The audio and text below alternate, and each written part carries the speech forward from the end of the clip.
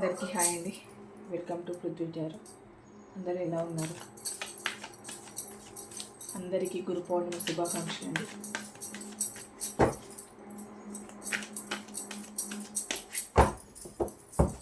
అందరూ ఆలయాలలోకి వెళ్ళారా? సాయిబాబా ఆలయానికి వెళ్ళి దర్శనం చేసుకున్నారా?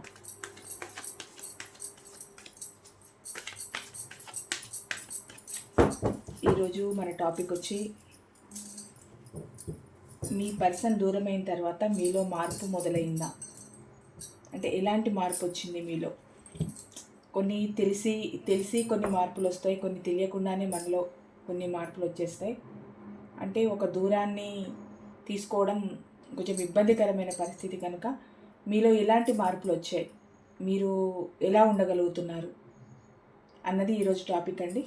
ప్లీజ్ యూనివర్స్ చెప్పండి.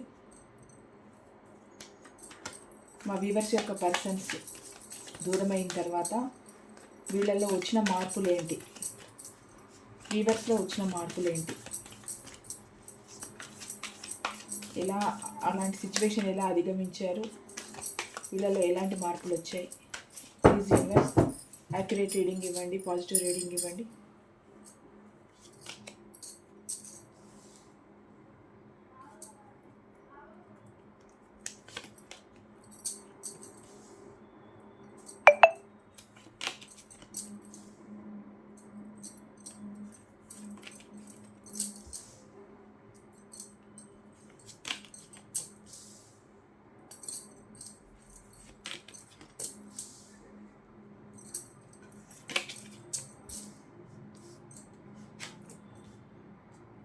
డెవిల్ కార్డ్ అండి, అందుకే అలా పెట్టాను.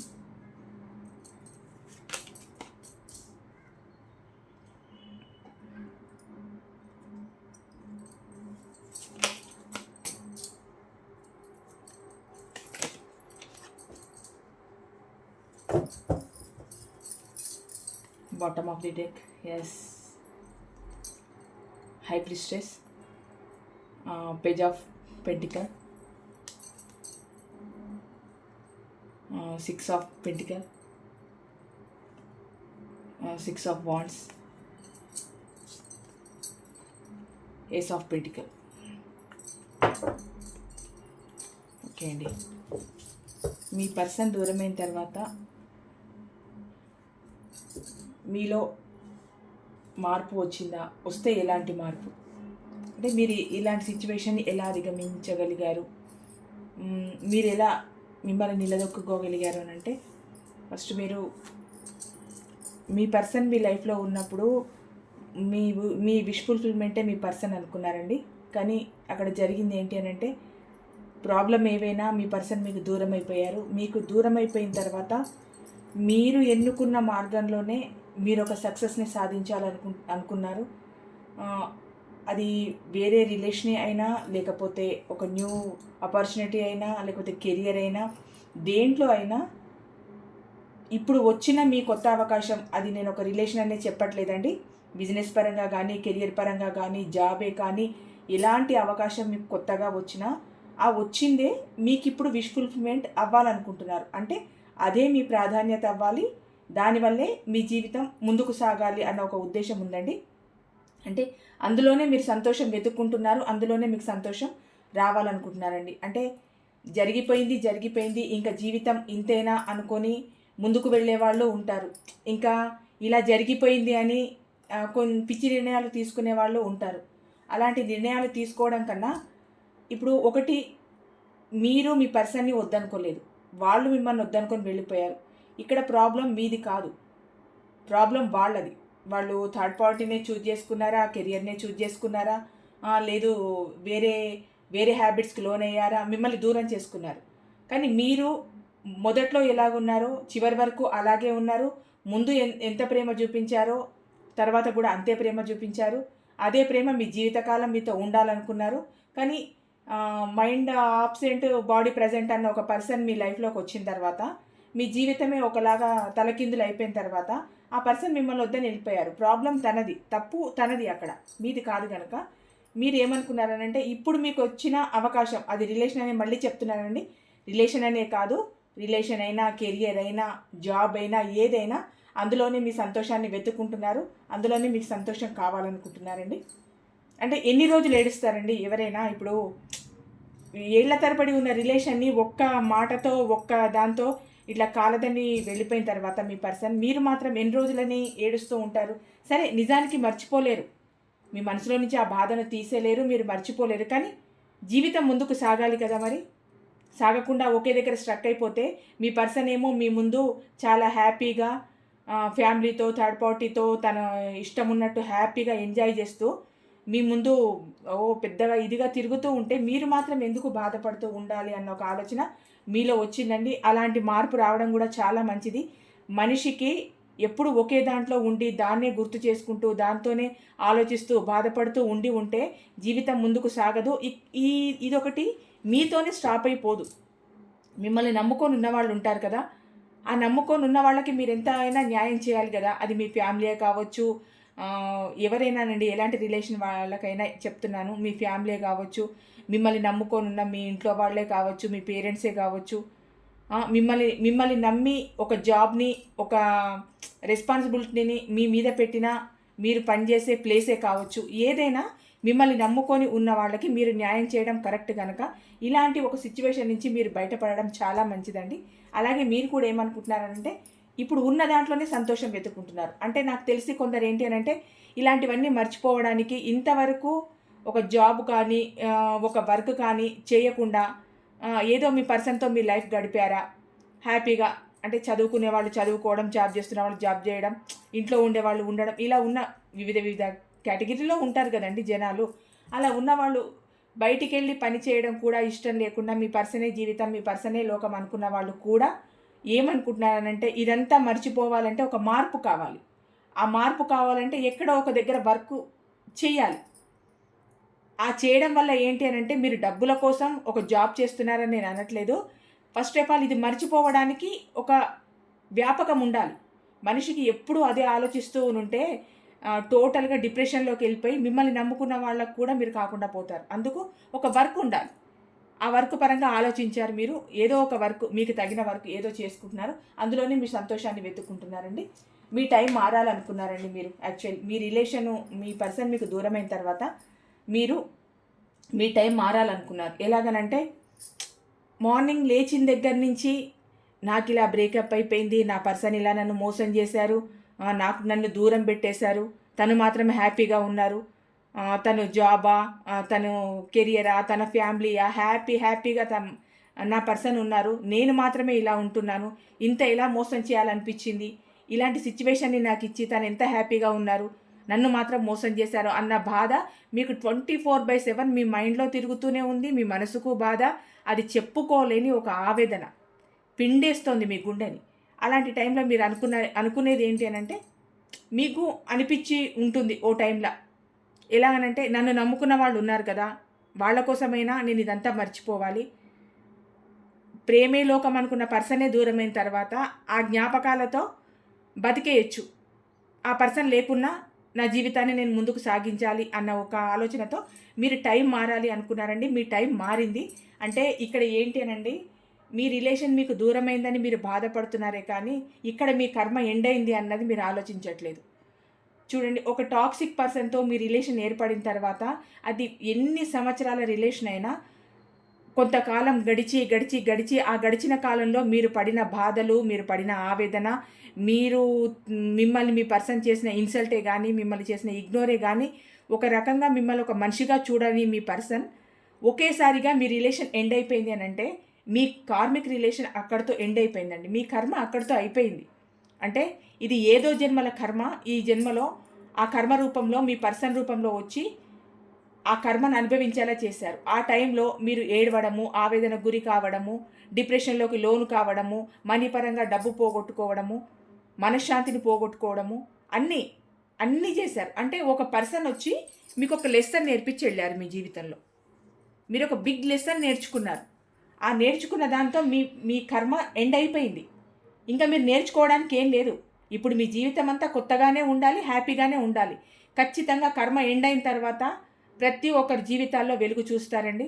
అంటే మేడం అంత రిలేషన్లో ఉండి అంతగా ఇష్టపడ్డ పర్సన్ని ఎలా మర్చిపోతారనంటే మర్చిపోరండి, మర్చిపోవడం సాధ్యం కాదు. కానీ అక్కడ మీ పర్సన్ అక్కడ టాక్సిక్ పర్సన్ కదా, స్వార్థంతో కూడిన పర్సన్ కదా. ఈ క్షణానికి మీరు ఉన్నారా, పోయారా, తింటున్నారా లేదా అని కూడా మీ పర్సన్ ఆలోచించకుండా మిమ్మల్ని ఇంత ఇగ్నోర్ చేసి పెట్టి వెళ్ళిపోయారనంటే మీకు మాత్రం ఎందుకు?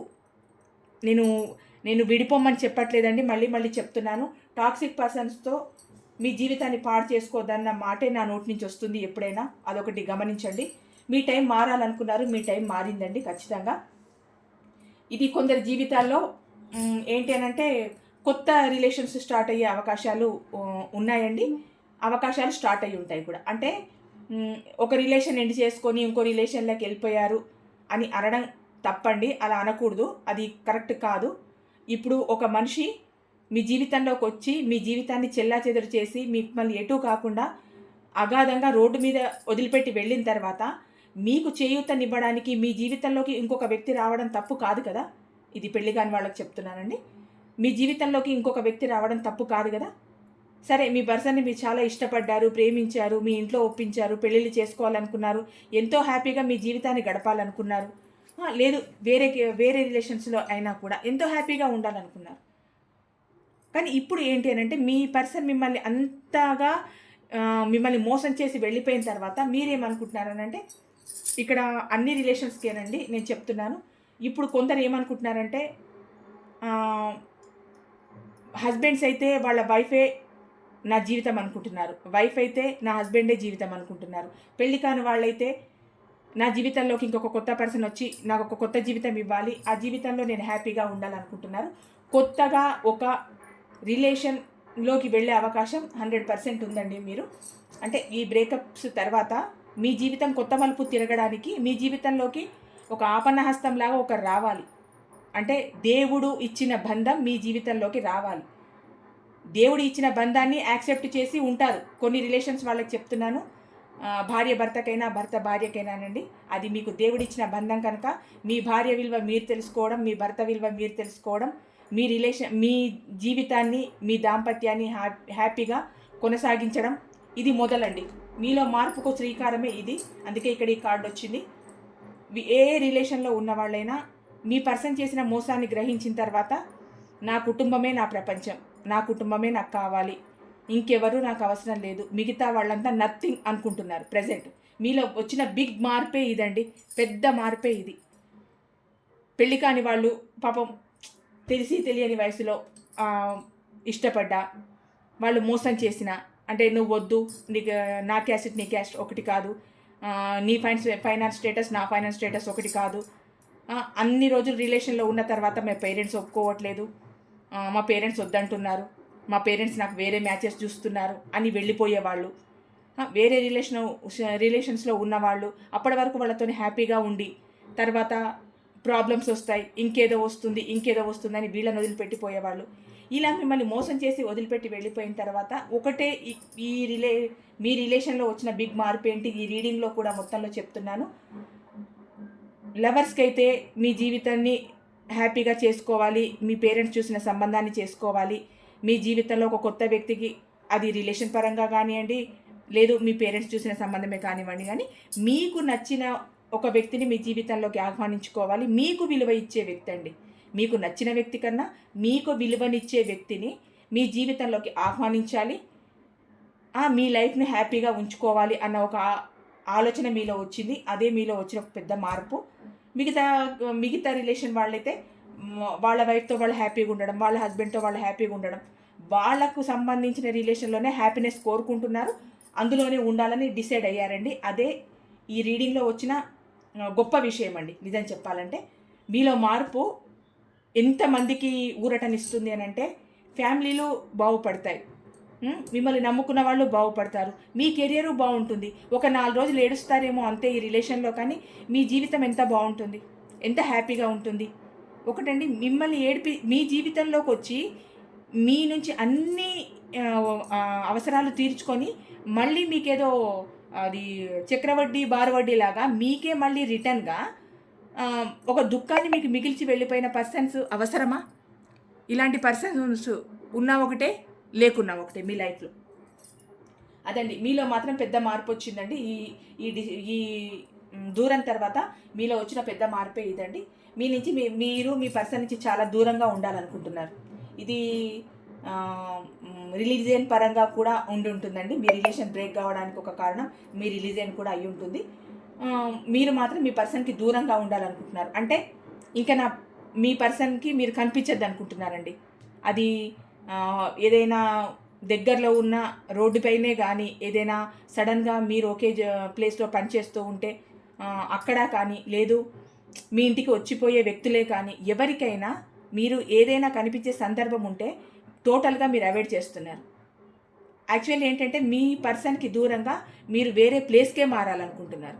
అంటే మిమ్మల్ని గాయపరిచిన తీరు అంత లెవెల్లో ఉందండి. మీరు ఒక ప్లేస్లో ఉన్నారు, ఏదో ఒకటి సాధించాలని ఒక ప్లేస్కి వచ్చి ఆ ప్లేస్లో ఉంటూ ఒక విజయాన్ని సాధించాలి, ఒక సక్సెస్ని కోరుకోవాలి, ఈ ప్లేస్లో నేనున్నాను, ఇక్కడ నేను సక్సెస్ కోరుకోవాలి అన్న తర్వాత అనుకోకుండా మీ పర్సన్ మీ లైఫ్లోకి వచ్చి మీ జీవితాన్ని దుర్భరం చేసిన తర్వాత మీకు ఆ ప్లేస్ అన్నా కూడా నచ్చట్లేదు, అక్కడ ఉండడం కూడా నచ్చట్లేదు.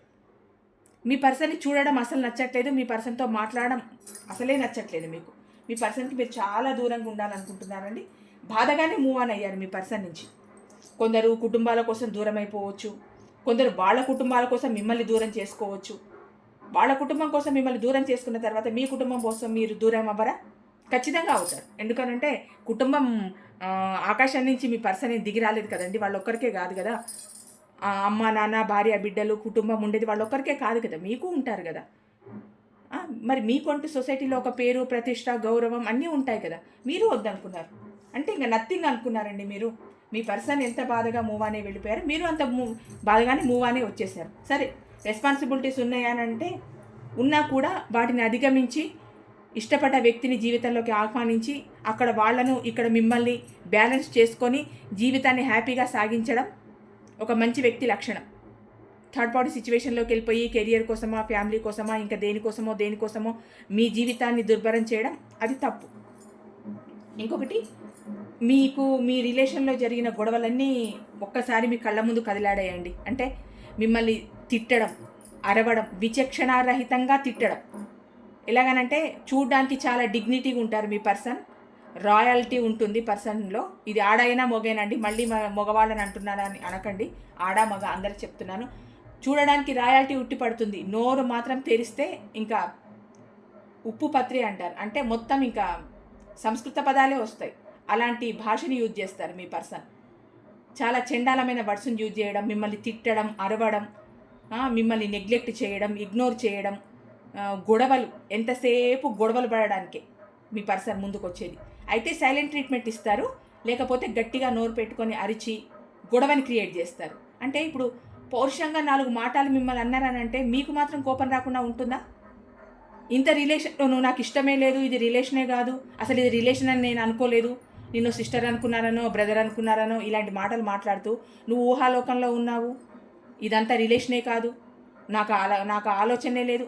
రిలేషన్ అంతా జరిగిపోయింది, సంవత్సరాల తరబడి ఉన్నారు. ఉన్న తర్వాత మీతో ఎక్కడి నుండి మిమ్మల్ని దూరం పెట్టాలన్న ఉద్దేశంతో నోటికి ఎంత వస్తే అన్ని మాటలు, నిజంగా ఒక మనిషి మాట్లాడే మాటలు మాట్లాడి ఉండరండి, విచక్షణారహితంగా మాట్లాడడం, అలాంటి పౌరుషమైన పదాలు మాట్లాడి మీతో గొడవలకు దిగడం, అలాంటి గొడవలన్నీ మీకు గుర్తొచ్చాయండి. నిజం చెప్పాలంటే మీరు చాలా అనుభవించారు ఈ రిలేషన్లో. మీ పర్సన్ మీకు ఇచ్చిన సంతోషం చిటికడైతే పెట్టిన బాధ గుప్పెడండి, అంత బాధను అనుభవించారు. అలాంటి వ్యక్తుల కోసం నిజానికి ఆరాటపడడం కూడా వేస్ట్. ఇక్కడ ఏంటి అని అంటే మీరు ఒక ఎమోషనల్ బాండింగ్ని పెంచుకున్నారండి. అది మీ ఫ్యామిలీతో కానీ, లేదు మీ చుట్టుపక్కల ఉన్న వ్యక్తులతో కానీ. ఇన్ని రోజులు ఏంటి అని అంటే మీ పర్సన్ మీ లైఫ్లో ఉన్నప్పుడు సహజంగా కొద్దిగా ఫ్యామిలీని పట్టించుకోకపోవడం, కెరియర్ మీద ఫోకస్ పెట్టకపోవడం, మీ మీద ఆధారపడి ఉన్న వాళ్ళని కొంచెం మీరు దూరంగా పెట్టడం, వాళ్ళని పెద్దగా పట్టించుకోకపోవడం, కేర్ చేయకపోవడం, దేన్ని కూడా అంత సీరియస్గా తీసుకోకపోవడం, ఇలా జరిగింది మీ పర్సన్ మీ లైఫ్లో ఉన్నప్పుడు. అంటే మొత్తం మీ జీవితం మొత్తం మీ పర్సనే అనుకున్నారు కదా, అందుకని చెప్పి వేరేది పెద్దగా మీకు కనిపించలేదు, వినిపించలేదు. యాక్చువల్ చెప్పాలంటే ఆ టైంలో మీ పర్సన్ మీ లైఫ్లో ఉన్న టైంలో మీరు చాలా నష్టపోయారు, చాలా అంటే చాలా నష్టపోయారు. కానీ మీరు అది గుర్తించలేకపోయారు. ఏంటి అని అంటే ఇప్పుడు మీరు మీ ఫ్యామిలీతో కానీ మీ ఫ్రెండ్స్తో కానీ మీ సర్కిల్తో కానీ ఒక ఎమోషన్ బాండింగ్ పెంచుకుంటున్నారు. ఎందుకంటే అలాంటి ఒక దుర్మార్గమైన ఆలోచన ఉన్న వ్యక్తి మీ జీవితంలో నుంచి వెళ్ళిపోయిన తర్వాత మీకంత హ్యాపీయేనండి. ఎందుకంటే మంచి ఆలోచనలుండి మిమ్మల్ని మహారాజులాగా మహారాణిలాగా చూసుకోవాలన్న ఆలోచన మీ పర్సన్కి ఉండి ఉంటే మీలో ఇలాంటి మార్పులు రావు. నా పర్సనే నాకు కావాలని ఎంతైనా ఫైట్ చేస్తారు. కానీ అక్కడ ఉన్నది టాక్సిక్ పర్సన్ కదా, ఆ బిహేవియరే చాలా దరిద్రమైన బిహేవియర్ కనుక మీరు ఇంకా వద్దనుకున్నారు. ఇక్కడ డెవిల్ నేచర్ అంటే మీ పర్సన్ అంత డెవిల్, ఒకలాంటి క్రూరమైన మనస్తత్వం. చెప్పాను కదండి, మాటలు ఇంకా అన్స్పీసెడ్ అనేది అసలు స్పీచ్లెస్, అసలు మాటలు ఇంకా చెప్పడానికే రాదు మీ పర్సన్ మాటలు. అంత దరిద్రమైన వర్డ్స్ యూజ్ చేయడం, అంత దరిద్రంగా మాట్లాడడం, మీ రిలేషన్లో ఉన్నప్పుడే ఒక థర్డ్ పార్టీని మెయింటైన్ చేయడం, అన్ని రకాలైన హ్యాబిట్స్కి లోన్ అయిపోవడం, అలాంటి ఒకలాంటి క్యారెక్టర్ అండి మీ పర్సన్ది. మళ్ళీ ఇవన్నీ చెప్తున్నానని మీరు మగవాళ్ళని అంటున్నారా మేడం, మగవాళ్ళని ఎట్లా అంటున్నారు, మీరు మగవాళ్ళని ఎట్లా జడ్జి చేస్తున్నారు, ఇవన్నీ కామెంట్స్లో పెడతారండి. నేను మగవాళ్లకు ఆడవాళ్ళకని పెడుతున్నాను, రీడింగ్ ఎలా వస్తే అలా చెప్తాను, పిచ్చి కామెంట్లు మాత్రం పెట్టద్దు, నేను అస్సలు ఊరుకోను. నా ఫాలోవర్సు నా రీడింగ్ నచ్చిన వాళ్ళు పాపం ఎవ్రీ టైం వాళ్ళు నాకు హెల్త్ బాగున్నా లేకపోయినా మేడం మీ రీడింగ్ రావట్లేదని ఎవరికి వాళ్ళు అడుగుతూ వాళ్ళు ఎలా నన్ను పలకరించాలనుకుంటున్నారో అలా పలకరిస్తున్నారు, నా వీడియో కోసం ఎదురు చూస్తున్నారు. నచ్చే వాళ్ళకి నచ్చుతుంది, నచ్చని వాళ్ళు వదిలేయండి, కానీ అలాంటి కామెంట్స్ మాత్రం పెట్టకండి. మొన్న వచ్చిన కామెంట్ గురించి నేను వీడియోలో చెప్పాను, ఇప్పుడు మళ్ళీ చెప్తున్నాను. ఇది అందరికీ అండి, ఆడవాళ్ళకి మగవాళ్ళకి. సొసైటీలో వీళ్ళే మంచివాళ్ళు వీళ్ళు మంచివాళ్ళని ఏమీ రాసిపెట్టి ఉండదండి మొహాల మీద. చూడ్డానికి అందరు బాగానే కనిపిస్తారు, కానీ ఆ క్యారెక్టర్లోకి వెళ్ళి చూస్తేనే కదా ఎవరైనా కనిపించేది. ఇప్పుడు మీరు రిలేషన్లోకి వెళ్ళి చూశారు కనుక అది ఆడైనా మగైనా ఆ వ్యక్తి క్యారెక్టర్ ఏంటో మీకు అర్థమైంది, ఆ వ్యక్తి ఎలాంటి వాళ్ళో మీకు అర్థమైంది. అందుకు మీరు దూరంగా ఉండాలనుకుంటున్నారు. నేను అందరి గురించి చెప్తున్నానండి. ఇక్కడ డెవిల్ ఏంటంటే సరి అయిన క్యారెక్టర్ కాదు. మీరు రిలేషన్లో ఉండగానే థర్డ్ పార్టీని మెయింటైన్ చేయడం, అన్ని బ్యాడ్ హ్యాబిట్స్కి లోన్ అయిపోవడం, అన్ని మాటలు, విపరీతమైన కోపం, మనిషికి బ్యాడ్ వర్డ్స్ యూజ్ చేయడం, అంటే అన్నీ ఇంకా విపరీతమైన పదాలతో వచ్చే అర్థాలతో వచ్చే మాటలు మాట్లాడడం, అలా ఉండేవాళ్ళండి మీరు. అందుకే ఆ పర్సన్కి చాలా దూరంగా ఉంటేనే బెటర్ అనుకున్నారు. మీలో ఒక మార్పు రావడానికి తన క్యారెక్టర్ కూడా ప్రధాన కారణం అండి. ఎందుకంటే మంచి వ్యక్తిత్వం ఉన్న మనిషిని కోరుకుంటారు. చూడడానికేమో మేడిపండులాగా ఉండి లోపలన్నీ పురుగులు ఉంటాయని ఎవరు ఊహించరు. చూడడానికి చాలా డిగ్నిటీగా, చూడడానికి అందంగా అబ్బా అన్నట్టు ఉండి లోపల మేడిపండులాగా అన్ని పురుగులేనండి. అలాంటి పర్సన్ని కావాలని ఎవరు కోరుకోరు. ఆ మేడిపండు విప్పనంత వరకే, ఆ మేడిపండు విప్పిన తర్వాత అందులో ఉన్న పురుగులు అప్పుడు కనిపిస్తాయి. అలాంటి క్యారెక్టర్ని ఎవరు కావాలనుకోరు, అలాంటి వాళ్ళకు దూరంగా ఉండాలనే కోరుకుంటారు. అదే మార్పు మీలో వచ్చిందండి, మార్పు వచ్చేసింది.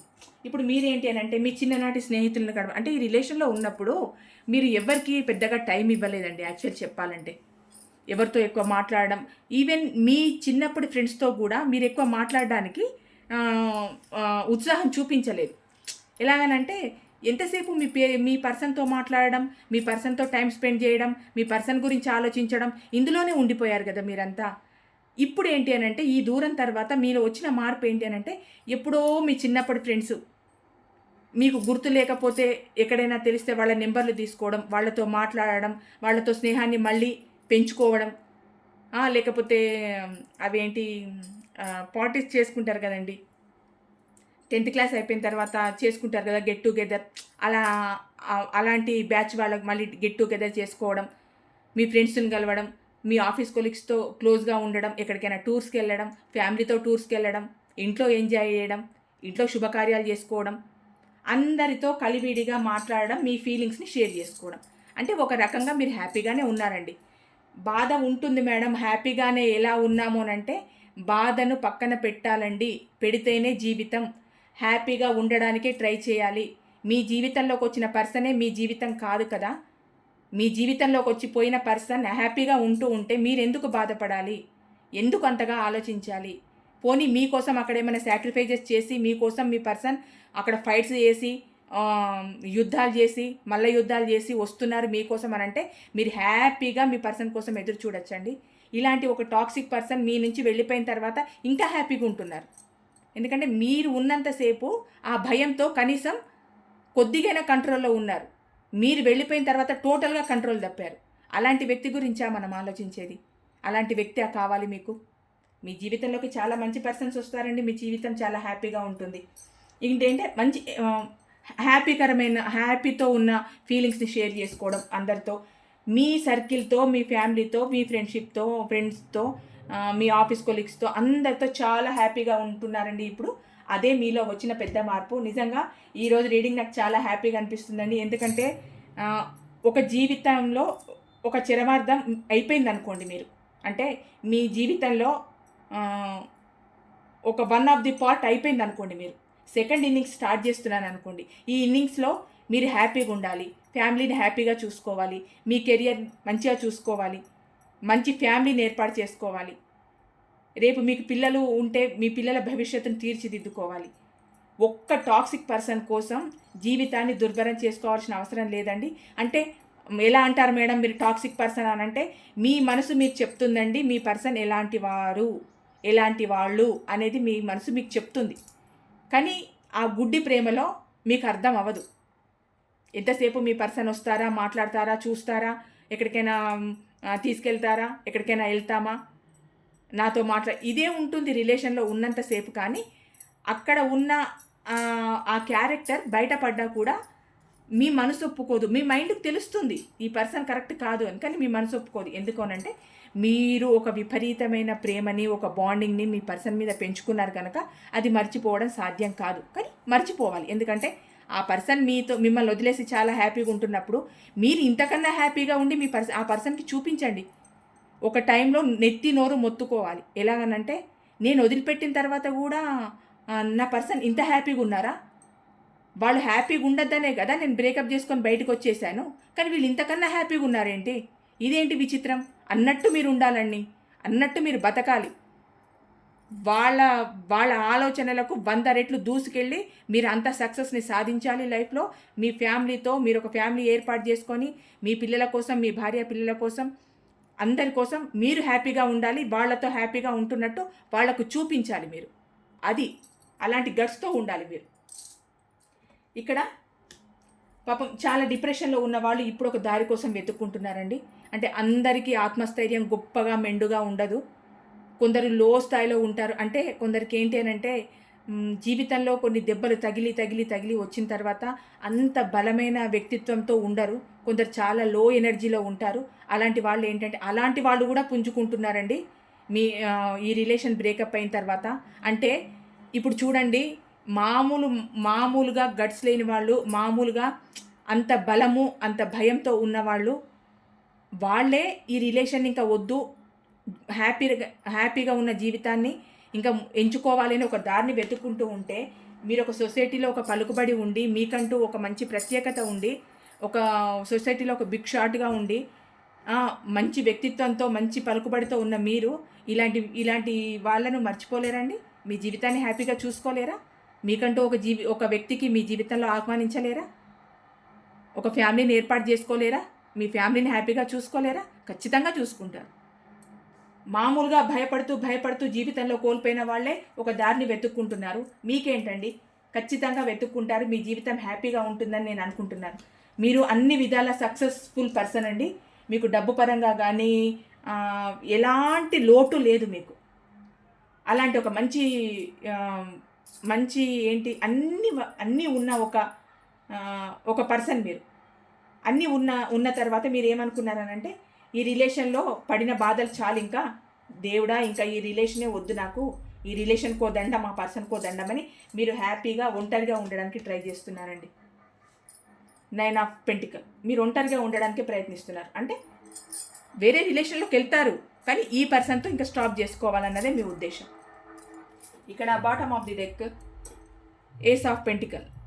అంటే ఒక కొత్త అవకాశం కోసం ఎదురు చూస్తున్నారండి. అంటే చెప్పాను కదా, మీ జీవితంలోకి ఒక కొత్త పర్సన్ రావాలి, మీ జీవితాన్ని హ్యాపీ చేసుకోవాలి, ఈ పాత గతాన్నంతా మర్చిపోవాలి. ఎందుకంటే అక్కడ పర్సనే హ్యాపీగా, అంత మోసగత్తి అలాంటి వాళ్ళే అంత హ్యాపీగా ఉన్న తర్వాత ఏ అభం శుభం తెలియకుండా ఒక ప్రేమను మాత్రమే ఆశించిన మీరు మాత్రం హ్యాపీగా ఉండలేరానండి?